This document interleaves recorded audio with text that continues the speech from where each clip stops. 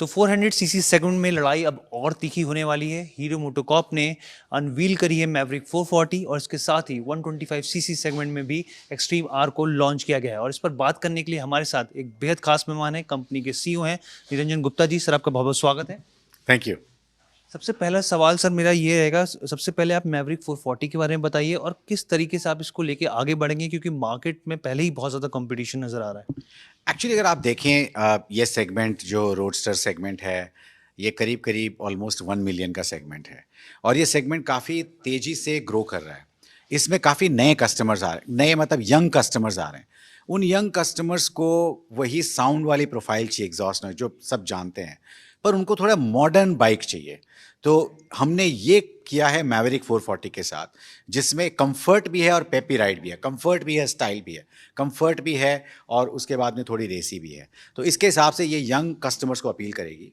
जो हमारी Harley Davidson X440 है, वो बिल्कुल वो क्लासिक जो सेगमेंट होता है बिल्कुल उसी के अंदर है। सो दोनों अलग अलग टाइप की मोटरसाइकिल्स हैं और ये एक जो एस्पिरेशनल यंग कस्टमर्स हैं उनको केटर करेगी। ठीक है। सर, मेरा अगला सवाल आएगा, 125 सीसी सेगमेंट में भी आपने एक्सट्रीम आर को लॉन्च किया जी है, हाँ। तो उसके स्पेसिफिकेशन, प्राइस के बारे में कुछ हमारे व्यूअर्स को बताएंगे? ये बहुत ही अच्छी बाइक है। ये इसमें कई सारे फर्स्ट इन क्लास, कई सारे बेस्ट इन क्लास सेगमेंट हैं।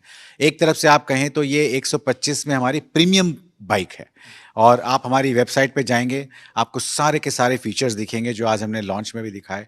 और इसके ऊपर सबसे अच्छी तो बात ये है कि ये एक तो स्पोर्टी है, प्रीमियम है, ऊपर से इसकी फ्यूल एफिशिएंसी बहुत अच्छी है, बेस्ट इन क्लास है, 66 किलोमीटर्स पर लीटर देती है। तो आप उसको एक्सपीरियंस कीजिए, आप जरा देखिए उसको, आप हमारे वेबसाइट पे जाके चेक कीजिए। बहुत ही अच्छी बाइक है, बहुत ही अच्छी premium bike. Sir, premium dealership हमने देखा रिसेंटली आपने ओपन करी हाँ। केरला में। अब कौन से नए टारगेट से कितने हम लोग देख सकते हैं आने वाले साल में या फिर आने वाले कमिंग ईयर्स में? हमारा टारगेट है कि हम करीब 100 ऐसे प्रीमियम स्टोर खोलें। तो एक तरफ हम प्रीमियम स्टोर खोल रहे हैं, दूसरी तरफ हम अपने करंट स्टोर्स को भी अपग्रेड कर रहे हैं, जो हम हीरो 2.0 कहते हैं उनको।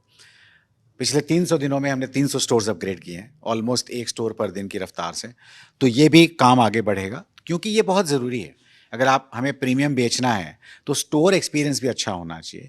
उसके साथ इन स्टोर में हम डिजिटल एक्सपीरियंस भी प्रोवाइड कर रहे हैं, क्योंकि आज का जो कस्टमर है वो काफ़ी कुछ डिजिटल जर्नी करता है, बट उसको फिजिकल जर्नी भी चाहिए। तो काफ़ी कुछ काम कर रहे हैं जो आज हमने हीरो वर्ल्ड में भी शोकेस किया है और आपने देखा होगा, नहीं देखा है तो आप बिल्कुल जाके देखिए, तो आप देखेंगे कि बहुत काम हो रहा है इन दोनों चीज़ों में। सर, इलेक्ट्रिक स्पेस की बात की जाए, हमने देखा विदा को आपने लॉन्च किया। अभी क्या स्टेटस है सर उसका, और आने वाले दिनों में किस तरीके से इस स्पेस को ऑक्यूपाई या फिर आगे बढ़ने के लिए किस तरह के कदम कंपनी उठाने जा रही है? वीडा में हम एक तो पोर्टफोलियो एक्सपेंशन कर रहे हैं। फिजिकल ईयर 25 में हम एक मिड सेगमेंट में और अफोर्डेबल सेगमेंट में लॉन्च करेंगे। दूसरा, एक B2B सेगमेंट में भी हम एक प्रोडक्ट लॉन्च करेंगे। दूसरी तरफ हम चार्जिंग स्टेशंस बढ़ा रहे हैं और उसके बाद हम सिटीज़ और डीलर्स बढ़ा रहे हैं। तो ये सारा मिला के हमारा पूरा जो इंफ्रास्ट्रक्चर रेडी हो रहा है, इसके थ्रू हम आगे बढ़ के अपनी लीडरशिप क्रिएट करेंगे। सर, कंपनी हम लोग देखें, अगर फाइनेंशियल्स की बात करें तो सरप्लस है, डेट फ्री है। अगर पिछले क्वार्टर की बात करें, Q2 की, तो जो नेट प्रॉफिट है वो भी अच्छा खासा 47% की बढ़ोतरी हुई है वहाँ पर, और रेवेन्यू में भी तेज़ी देखने को मिली है। आप Q3 के नंबर्स किस तरीके से देख रहे हैं, आप कैसे एक्सपेक्ट कर रहे हैं? बहुत ज़्यादा नहीं, अगर थोड़ी बहुत जानकारी दें। मैं आपको Q3 की गाइडेंस नहीं दे पाऊंगा क्योंकि हम साइलेंट पीरियड में हैं। सर, मेरा एक सवाल ये है आपसे कि हम लोगों ने देखा है कि आपका अच्छा खासा 25 साल का एक्सपीरियंस है सर, और बहुत ही शानदार एक्सपीरियंस रहा है आपका। आपने यूनिलीवर में भी करीब 20 साल बिताए हैं आपने। मैं यहाँ पे ये समझना चाहता हूँ, क्योंकि सब लोग देखते हैं कि किस तरीके से जब एक कंपनी के सीनियर मैनेजमेंट काम करता है तो जो एक्सट्रीम लेवल देखते हैं हम लोग, जो बहुत तेज़ी से चीज़ें बढ़ती हैं, उसके पीछे का जो दिमाग होता है, उसके पीछे की जो मेहनत होती है, जब प्रेशर आता है तो उसको कैसे ईज़ आउट करते हैं आप, और कैसे चीज़ें आगे बढ़ाते हैं? थोड़ा सा इसके बारे में बताइए। बहुत ही अच्छा आपने सवाल किया। नॉर्मली ऐसा सवाल मेरे साथ कोई करते नहीं है। पर पहले एक चीज़ मैं आपको करेक्ट करना चाहूँगा, 25 नहीं 30 साल का एक्सपीरियंस है। हो सकता है मेरे लुक से आपको नहीं लगता हो।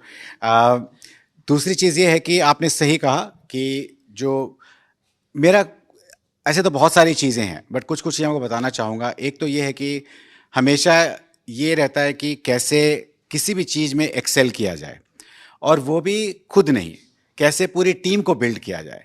क्योंकि जब पीपल टीम बनती है, जब पीपल डेवलप होते हैं, तो एक तरह से कंपनी का भी काम होता है और आपको खुद को भी खुशी मिलती है। तो मुझे सबसे ज़्यादा खुशी मिलती है जब टीम को डेवलप करें और टीम अगर बहुत अच्छा करे और वो प्रोग्रेस करें, उससे एनर्जी आती है। तो इस तरह से हैंडल करते हैं। दूसरा चीज़ है कि हर चीज़ को जो मैं कोशिश करता हूँ कि जो भी कॉम्प्लेक्स चीज़ें हैं उसको सिंपल बनाया जाए। कई बार हम देखते हैं एक्चुअली लाइफ बहुत सिंपल होती है, हमारा ह्यूमन दिमाग थोड़ा ज़्यादा है, इसके कारण ये उस चीज़ों को कॉम्प्लेक्स कर देता है। तो मेरा तरीका है कि कॉम्प्लेक्स चीज़ों को कैसे सिंपल किया जाए, और जब आप सिंपल करते हो उसको सही सरल तरीके से सोचते हो तो वो स्ट्रेस निकल जाता है। और फाइनली अगर आप ऑर्गेनाइजेशन फर्स्ट और एक पर्पस के बारे में सोचते हो तो फिर स्ट्रेस नहीं होता है। बाकी खाली टाइम में अपने दोस्तों के साथ, परिवार के साथ और थोड़ा बहुत म्यूज़िक के साथ बिताता हूँ। ठीक है सर, आपने तमाम सवालों के जवाब दिए, बहुत बहुत धन्यवाद सर हमसे बात करने के लिए। शुक्रिया, बहुत अच्छा लगा आपसे बात करके। Thank you. वीडियो पसंद आया तो हमें लाइक, कमेंट, शेयर और सब्सक्राइब जरूर करें।